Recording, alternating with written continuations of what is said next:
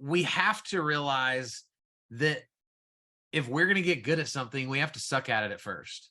And so that's the biggest piece, is just understanding that like you're going to get better over time. Welcome to the closing table. You've found a mastermind for real estate, mortgage, and pros from related industries with a commitment to reach more people, provide more value, and create a genuine rapport with clients, partners, and teammates. This is where the deal is done. It's time to take your seat at the closing table with your host, Brian Weiss. All right, so welcome back to another episode of The Closing Table. Today, I have a very special guest and a buddy of mine, Kyle Draper. Coach Kyle, thanks for coming on, brother. I am honored to be here. So you just told me all the other guests you've had, so I'm nervous, but thanks for having me. Yeah, don't be nervous. This is going to be great. And I think it's all very timely, this topic with your book release, and we'll get into that. And it's all very timely with our industry. I think finally, out of necessity, is really starting to dig into social media, really lean into it. You know, in the mortgage side, we're certainly, I think when it comes to marketing, we're a little bit behind the curve, but people are actually doing it now. And are they doing it correctly? You know, some are, some aren't. So I'm sure we'll talk about all that. But before we get there, I'd love to hear a little bit about your history. I understand your career started in the roofing industry. Is that right? Well, it really goes back further. You know, I was a youth pastor for almost a decade. Yeah. And then I left church ministry. Then I got into roofing. Then I realized standing on a roof in August, sweating my butt off, my shoes were literally melting to the shingles. And I thought, what is this? This cannot be my life. This is horrible. This is hard. It's so hard. And as you know, at the time I was 6'3", 330 pounds. So I think I was doing more damage to the shingles than I was assessing the previous damage from the hailstorm. And so I left roofing, and then I started a company building websites for realtors. And so that's really where I started investing into the real estate space, and what do they need? Where do they lack? That led to me learning social media, teaching social media classes. And then now, right, I'm where most people just know me as, is the social media guy, the video guy. And it's been a wild ride, Brian. I couldn't have picked this in a million years. So when did that part of your career start? Was that a year ago? Was that 4 years ago? When was that? Literally December of 2017 is when I said, I am going all in on coaching and speaking. And so that was when I officially made that jump. And, you know, then some other companies have kind of spun up through all of that. But so we're looking at, you know, 5-ish, 6-ish years doing this thing. Yeah, that was awesome. I mean, you're doing a great job. Every time I see a post, it's about a new speaking gig or a new exciting project. So you're doing some great stuff in the space. Thank you. Yeah. And so you got a book.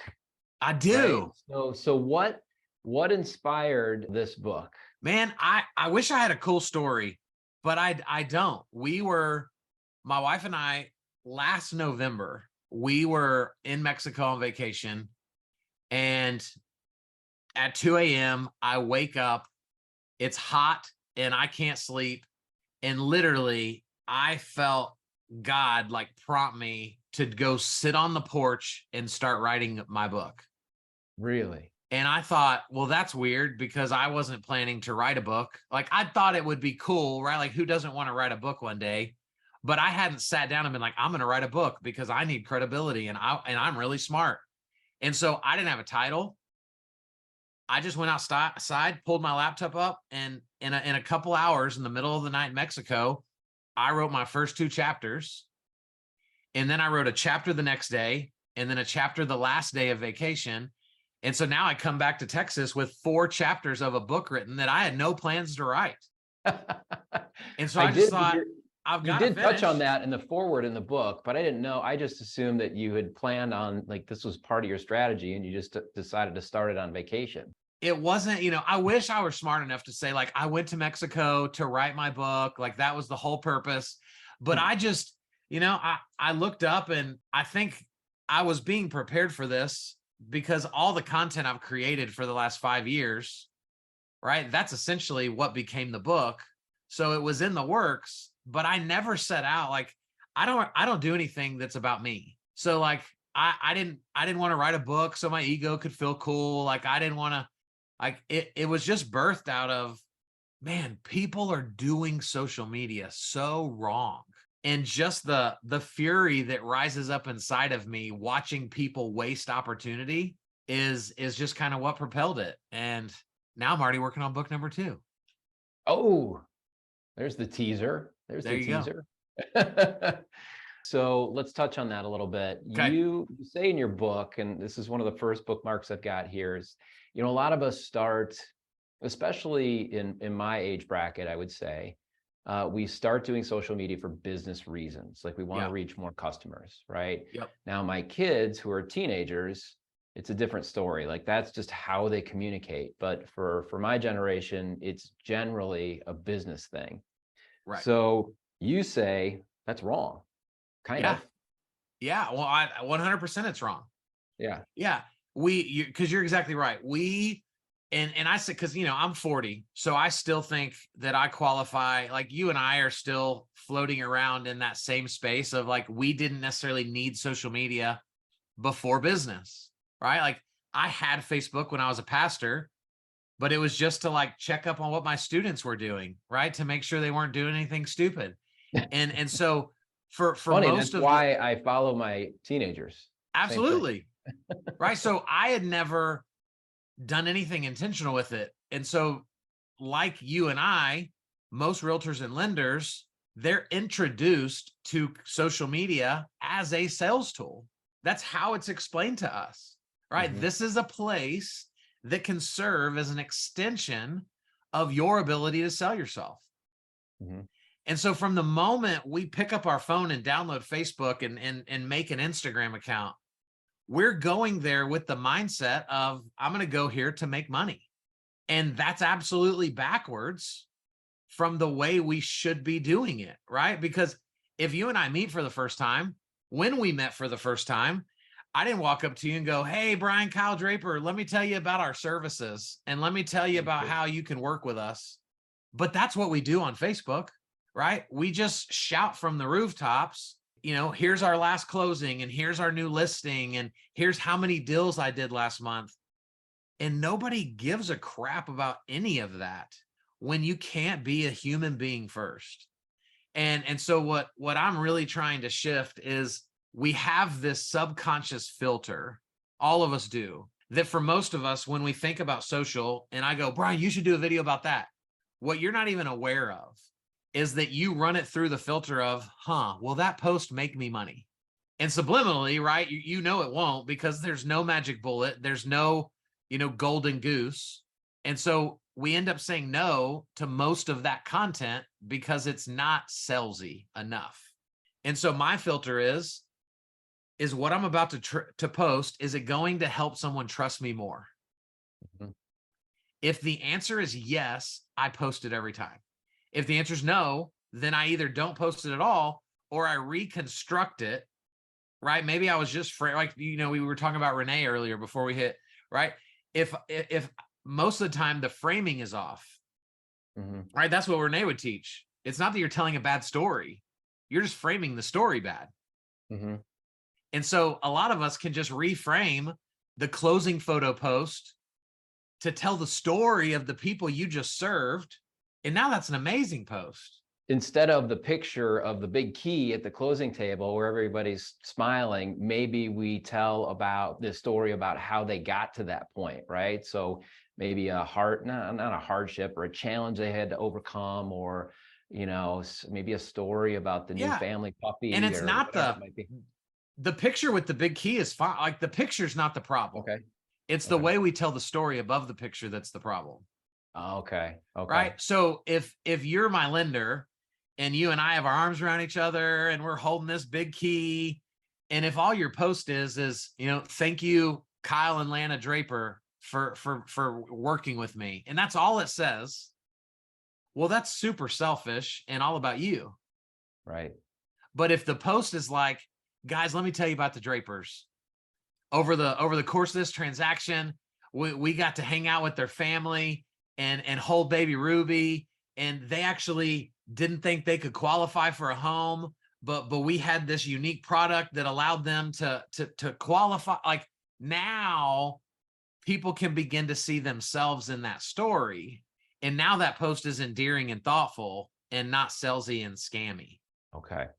Right. Okay. It's, the new listing, right? There's nothing wrong with a realtor posting a new listing on Facebook. Mm-hmm. But if the post says 4-bed, 3-bath, 2,100 square feet on a 1/4 acre lot, nobody gives a crap. That's a super spammy post. But if I'm telling a story of like who could live in this home, or I grew up in this neighborhood, let me tell you how amazing this neighborhood is.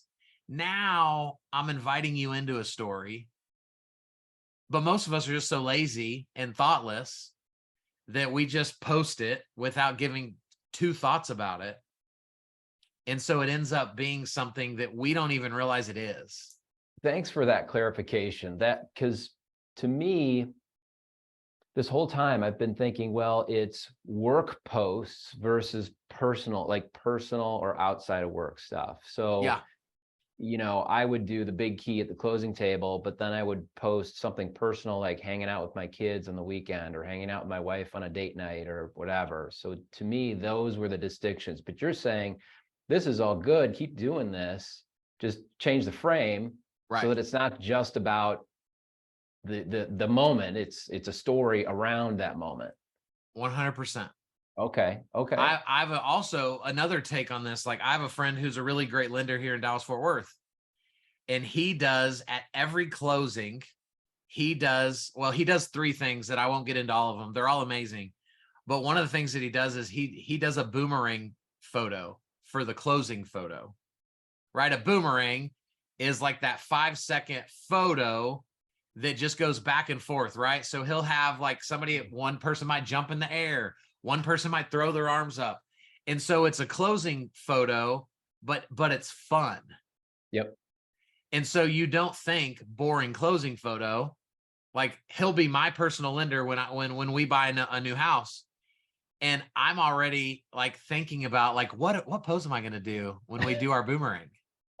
Because that's fun to me. Like, maybe I'm going to throw Ruby in the air, right? So she's like coming up and down out of my, like, I'm already anticipating that.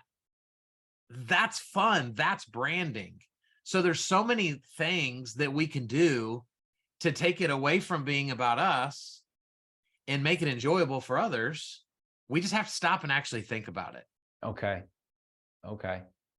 And what's, something I've been doing here's what I've noticed about me is when I do a post midday, the phone's ringing, the email's blowing up, like there's meetings. If I do a post in the midday, it's very thoughtless, right? Yeah. So I try to save my posts for first early in the morning. I'm an early riser, so I'm up at silly hours anyway. I've got a block in my calendar, 30 minutes, like this is when I do my posts. Is that something you recommend to your clients, or are there other strategies that you say could bring more thoughtful activity? I think the way you do it is a great place to start, right? Mm-hmm. To have that regimen time that at least once a day, it's going to happen at that time. I think that's great to create some consistency. Long term, though, we won't get a variation of you. If everything from you is always coming at that same time, you're going to look the same every time, right? Like, it's all going to feel kind of mundane over time because it's the same.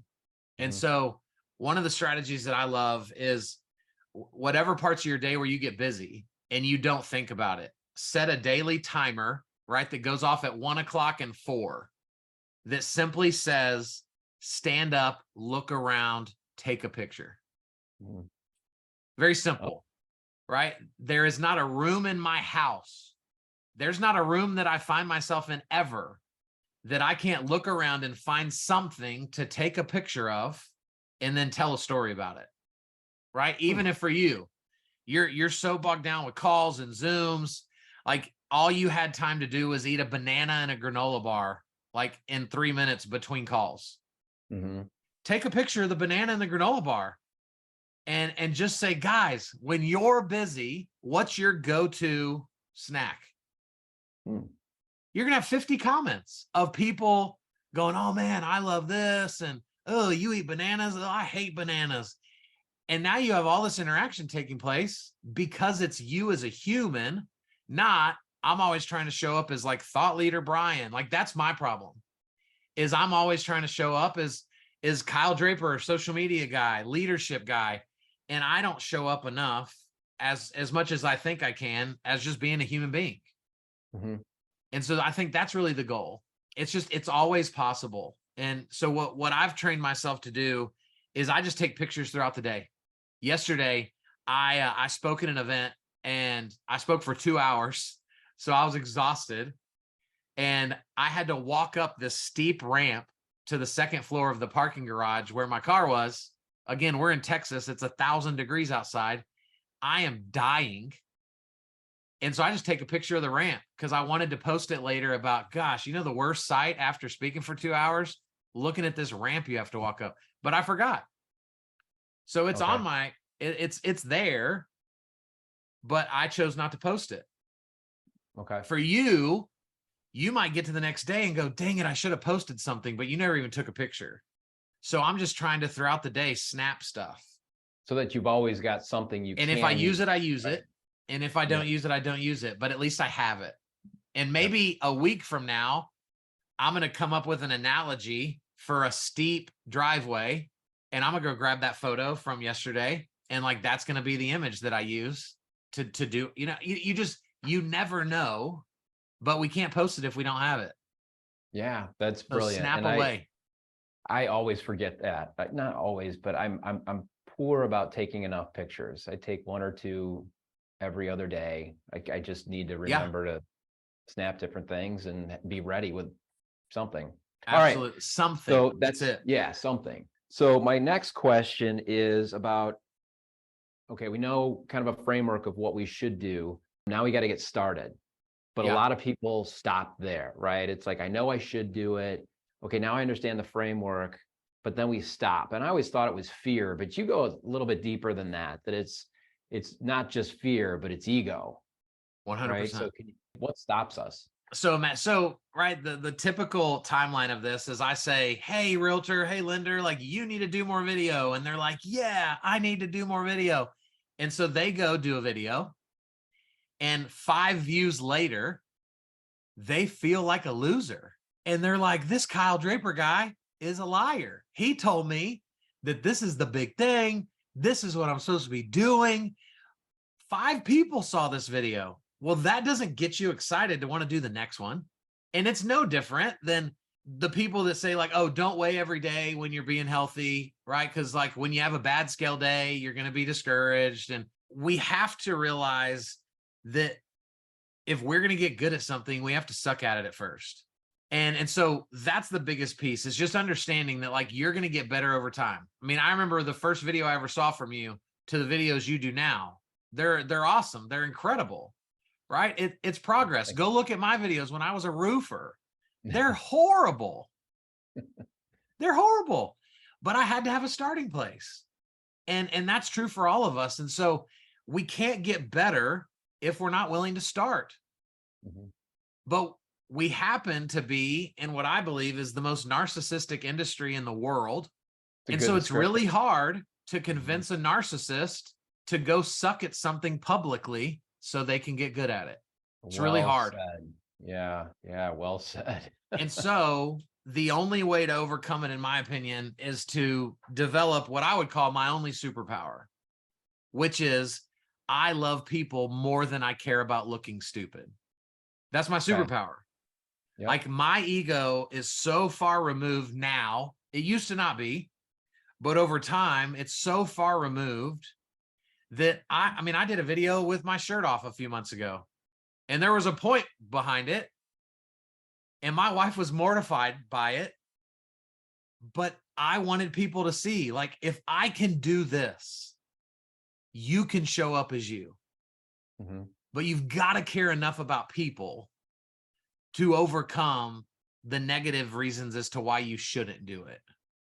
Talk about a frame. I mean, that's a great way to frame it, because we'll all say in the industry we want to serve people, but if our own Right. ego is getting in the way, we're not serving anybody.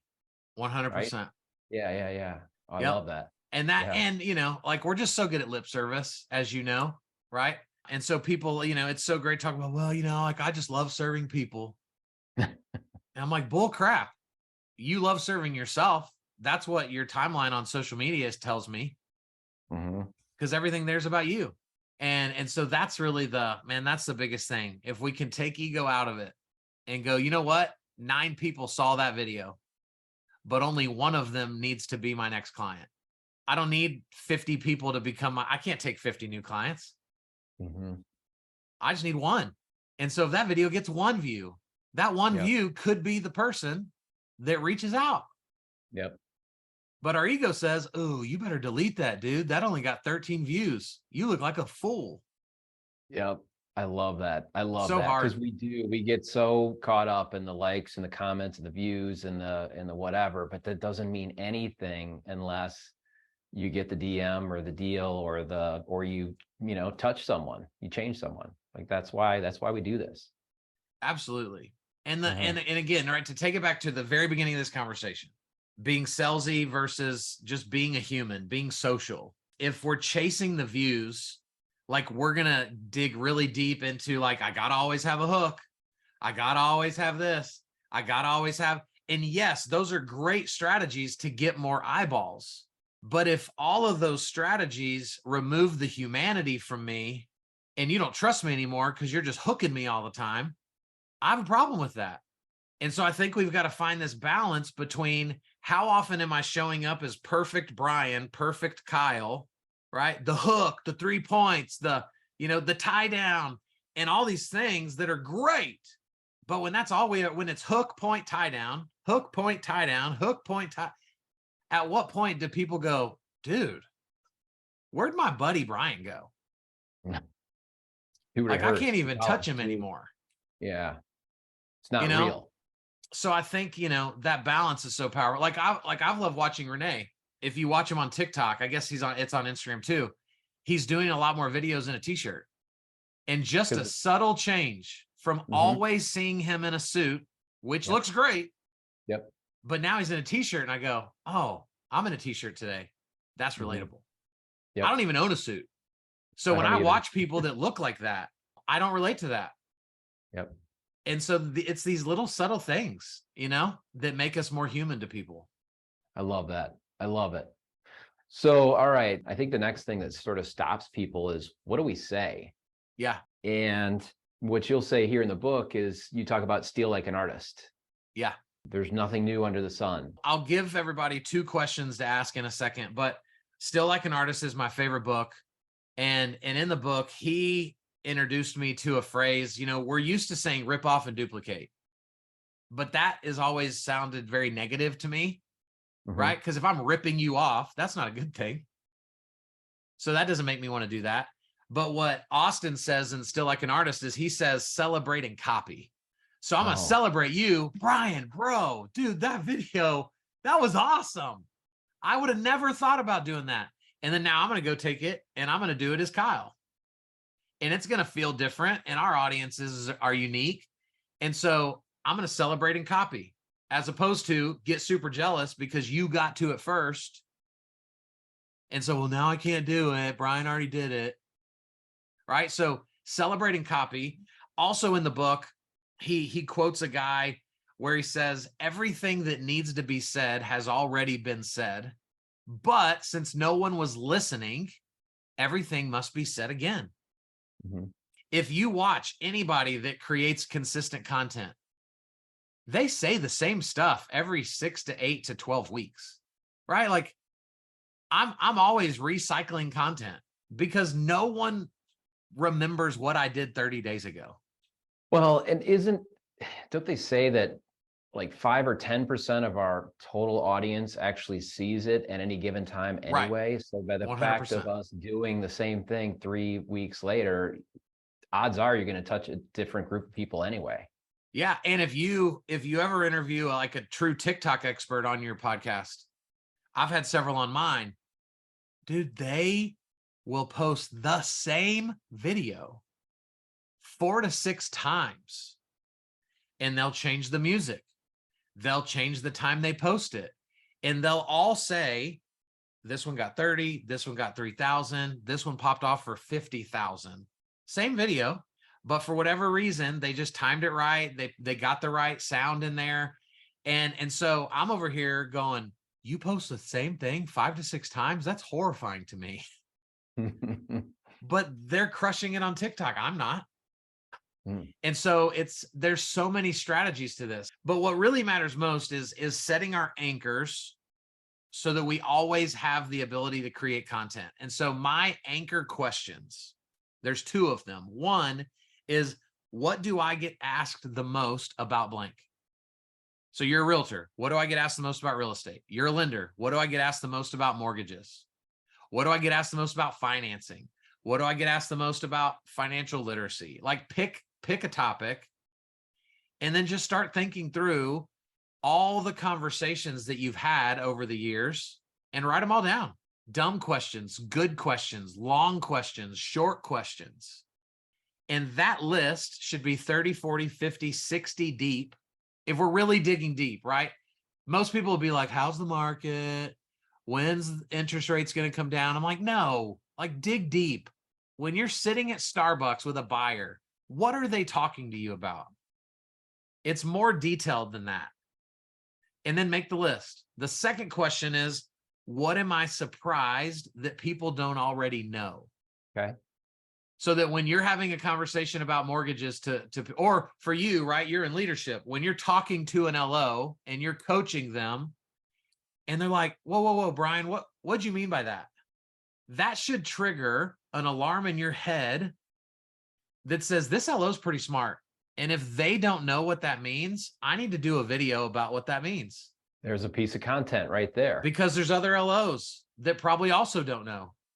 Okay, so what should I do with that on the fly, right? When the meeting's over, maybe pick up my phone and record a piece of content on the fly and post it, right? Yep. That So could be midday.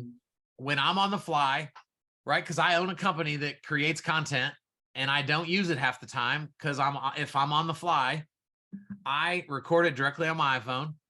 I find good lighting. I'll stand in front of a window, right? Just natural light. And then I record it. And I do 2 things. One, I trim the beginning and the end to the literal first syllable and the last syllable. Because in the world of social now, there can be no dead space. No dead space, right. Okay. So some people call it the millennial pause, right? And so we hit record and it's almost like, is it recording? Oh, it's recording. Hey. And there was like 2 seconds of nothing. Those people are gone. So I trim it to literally my word is starting and it is coming out of my mouth. And then I'll almost trim the end before the period has a chance to be there. And then you want people to think the video is going on, so they watch it all the way to the end, right? And if you trim out that last syllable, especially on TikTok, it replays and we get bonus points in the algorithm when they replay the video. And they replay. Okay. Whether they did it on purpose or on accident. Yep. And then the second thing is I loaded into an app called Captions. So I can just put cool captions on it and that's it. Boom. It's done. Clip the front and the end, add captions, and then it is now a reel for Facebook and Instagram, and then TikTok, and then YouTube Shorts. I'll throw it on LinkedIn as well. And in 5 minutes, I'm done. That's the on-the-go strategy. But the best strategy is create long-form content, right? 3 minutes plus. The podcast would be considered long-form content. And then now this whole video can go on YouTube. Second largest search engine on the planet. It's kind of important to be there. We're also going there because this is another place we get stuck. Is I'll have a lender go, I got to do a 5-minute video. Oh my gosh, like that seems exhausting. But you and I'll sit at Starbucks for 3 hours. And as long as I'm asking you questions about mortgage, you're going to keep answering them. So we've been convinced that short is always better when that's not better, because people go to YouTube to truly be educated. So if I'm on YouTube, I want to see you teaching for 20 minutes if I'm looking for what you have. Right. I don't want to have to go through 20, 30-second clips. And so the long form goes to YouTube, and then from the long form, we start trimming it. And now I might get 5 or 6 reels from an 8-minute video. And I just gave myself 6 or 7 videos from the effort it took me to do one. So then, and you use those for YouTube Shorts also, right? Like you can repurpose Absolutely. those reels for YouTube Shorts and Yep. TikTok. And that's the Gary V approach, right? Gary V's been teaching us this for 6 years. Yep. Yep. It's powerful. And That it is doesn't powerful. take a lot of time. It feels overwhelming, but I think your point earlier was just start, and it will be overwhelming in the beginning, but when you get a few reps in, it becomes easy. Right. It becomes part of your day. And so all of this is incredible. It's great. I wanted to read your whole book before we talk today, but I got through halfway. So my questions are on the first half of the book. That's all right. But the deal is people have to buy your book to get the rest of the information. That's right. So Go get it, people. But it's a great read. It's actually a pretty quick read. Like someone could knock this out in an hour. Yeah. And it's one of those books that you'll definitely want to take notes. You see, I've got tabs here. I'm going to underline stuff. It's something I'll definitely read over and over again because it's good refreshers and reminders. But I appreciate that. People are interested in checking your book out, where should they go? Is it Amazon? Is there a Amazon. website? Yep. Amazon? Okay. Just go search Rethink Everything. It'll pop up first. Okay. Awesome. Yes, sir. All right, my brother. Anything else you want to share with us before you head out, or? Man, there's one other thing that I like to encourage people with is, if this is overwhelming to you, which it is, start with one-to-one video. Because I think so much of our overwhelm comes from what will people think. And so obviously that involves posting. Mm-hmm. But if I know I'm just recording this video because I'm going to text it to my buyer, well, that all of a sudden isn't as scary. You're not posting it, you're just sending it to a client or so we need to think through, like, how can we start texting people video responses? Is powerful, right? We're creating what are called parasocial relationships with people, which allow celebrity to start to take place when we show up places. We could send birthday videos to people on their birthdays. That was my big thing years ago as I got a little bit more known.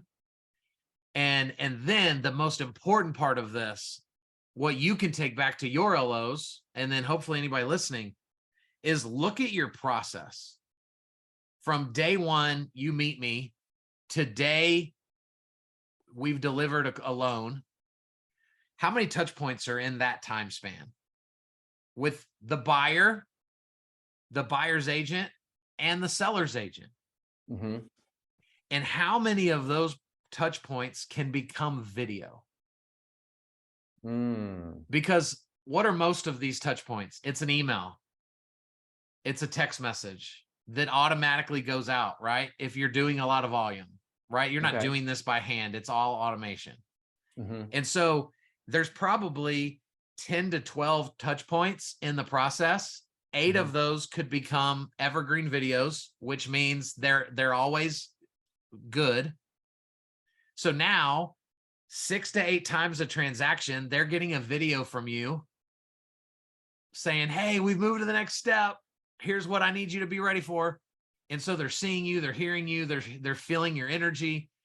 And then 3 to 4 of those are going to become in the moment videos that you're going to record fresh every time.